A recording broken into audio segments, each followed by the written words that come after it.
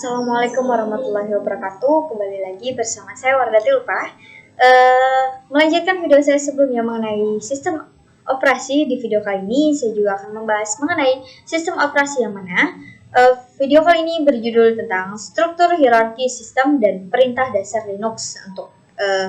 Kita langsung saja ke materinya. Untuk latar belakang masanya di sini karena kita memiliki banyak sekali mengenai perintah dasar Linux, dan kali ini akan dibahas mengenai perintah dasar yang ada pada Linux.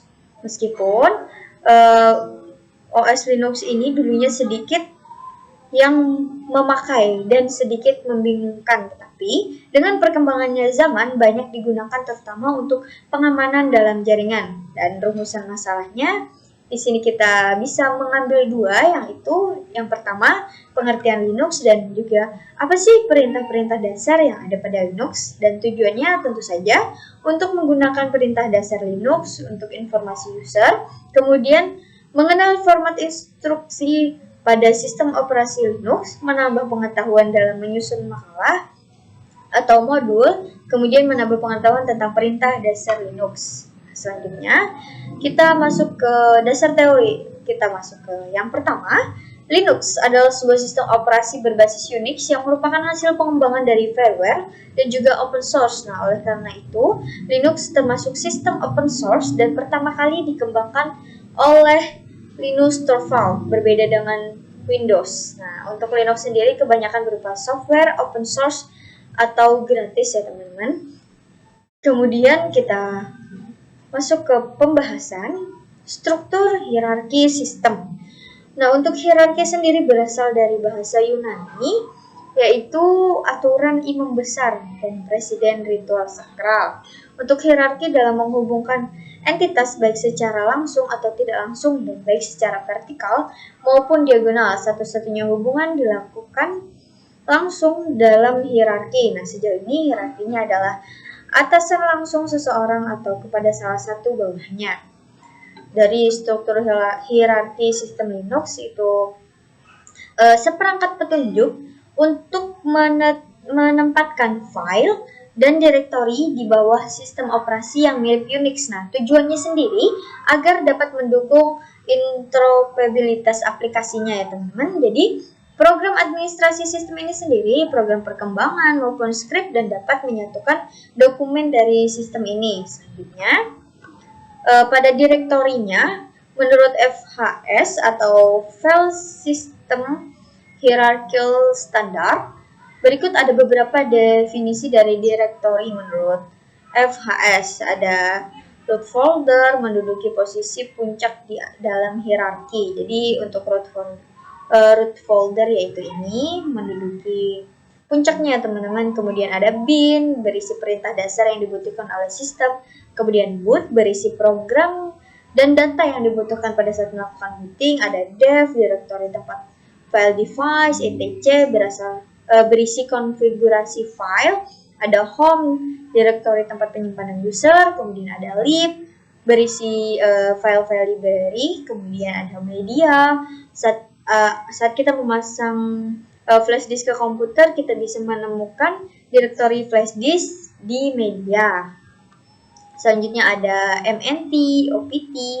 Sini udah terpampang di layar, teman-teman bisa sambil memperhatikan. Kemudian adanya standar FHC ini, pengguna dan pengembang memiliki pedoman. Jadi untuk standar ini merupakan pedoman bagi para pengembang dan juga para pengguna sistem dasar Linux ini sendiri ya teman-teman. Kemudian untuk perintah dasarnya yang pertama ada cal. Perintah cal ini pada Linux biasanya digunakan untuk melihat kalender ya teman-teman. Jadi dan juga perintah cal strip y untuk menampilkan kalender tahun sekarang secara lengkap.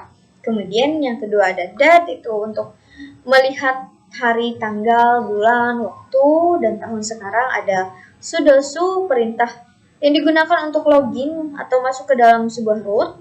Kemudian ada cd yang digunakan untuk berpindah direktori. Ada cd titik-titik, nah itu digunakan untuk kembali ke direktori di atasnya. Kemudian ada cd strip, ini untuk pindah. Kemudian ada pwd, perintah pwd biasanya digunakan diperlihatkan pada mana sih posisi kita berada, kemudian ada ls, kemudian ada cp, mv, rm. Nah, ini adalah perintah-perintah dasar yang ada pada Linux ya teman-teman, beserta fungsinya. Digunakan untuk memindah file, misalnya untuk mv, kemudian ada cut, ada more, ada less, ada head, ada tile, touch, kemudian ada nano, ada sort, wc, ada grep, ada find, ada ln, ada mkdr, ada rmdir, ada expand, ada fmt, kemudian fmts, fmtu. Di sini ada banyak ya teman-teman untuk perintah-perintah dasar Linux. Teman-teman bisa sambil memperhatikan. Nah, di sini ada head juga. Untuk head sendiri juga banyak pembaginya, terbagi menjadi beberapa nih. Ada head N, ada head strip N, head strip C, strip K, strip Q, dan juga di sini ada V. Nah, itu tadi teman-teman beberapa contoh dalam perintah dasar Linux. Nah, kesimpulannya secara teknis dan singkat dapat dikatakan, Linux adalah suatu sistem operasi yang bersifat multi-user dan multitasking yang dapat berjalan di berbagai platform, termasuk prosesor Intel 386 dan juga yang lebih tinggi. Nah, sistem operasi ini biasanya mengimplementasikan standar POSIX. Linux dapat berinteroperasi secara baik dengan sistem operasi yang lain termasuk Apple, Microsoft, dan juga Novell. Nah, nama Linux sendiri juga diturunkan dari pencipta awalnya yaitu Linus Torvalds. Dan ini adalah awal mula ya teman-teman adanya nama Linux, kemudian yang sebetulnya mengacu pada kernel dari suatu sistem operasi. Suatu penamaan bisa digunakan untuk mengacu pada suatu kumpulan lengkap software. Nah, itu dia tadi teman-teman pembahasan saya mengenai hierarki sistem dan juga perintah dasar Linux. Teman-teman bisa membantu saya dengan klik tombol suka di bawah video ini, dan juga bagi teman-teman yang belum subscribe bisa klik tombol subscribe di bawah video ini juga. Jangan lupa untuk aktifkan loncengnya. Kemudian jika video saya ini bermanfaat, teman-teman bisa share video ini sebanyak-banyaknya, dan juga teman-teman bisa meninggalkan jejak komentar di kolom komentar, bisa berupa kritik, saran yang membangun untuk video saya maupun penyampaian materi saya. Salah hilafnya saya mohon maaf, kurang lebihnya saya mohon maaf. Semoga video saya kali ini bermanfaat. Terima kasih banyak bagi teman-teman yang bersedia meluangkan waktunya untuk menonton. Akhirul kalam, wassalamualaikum warahmatullahi wabarakatuh.